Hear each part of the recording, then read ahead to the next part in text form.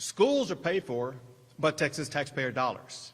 And those dollars go to schools for the singular purpose of educating those students. We have to do a better job in the state of making sure that our students know reading, writing, and math and science. Y'all have written stories about, and I agree that we have to improve test scores among our students. You're not improving test scores if you're skipping class and engaging in other activities. If you're a student, you have a job, and that's to go be in a classroom. If you're a teacher or educator, your job is to be educating those students in the classroom.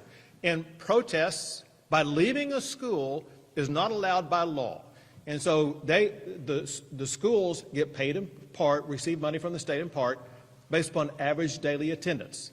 If kids are skipping class, going out protesting, those schools are not going to be paid for that day for those students who are skipping class. It's the responsibility of the superintendent, the principals, and the educators to make sure those children are in school getting the education they're supposed to be getting, and making sure that parents are reassured their children are not wandering around some street somewhere, but instead are where parents think they are, and that's in the classroom getting an education.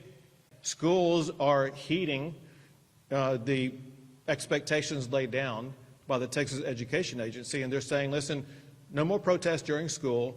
It's time to return to what their core responsibility is, and that's to educate our kids. The parameters will be set by both Mike Morath as well as other leaders at the TEA. But they will be looking for those who aided or abetted in violating state standards about making sure that children are in school, not leaving school.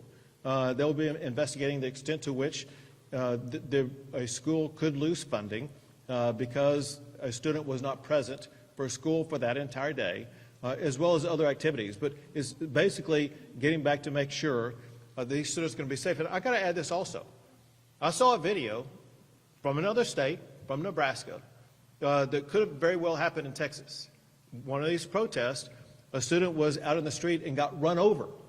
And I'm telling you, if there's any student who gets run over because of a protest that was allowed by a school to take place, I fully expect the school district and the leaders to be held legally responsible for that. One thing that I wouldn't expect them to really know, but I will use this as an opportunity to provide the education, and that is, what I've heard repeated is they have freedom of speech to be able to go do this.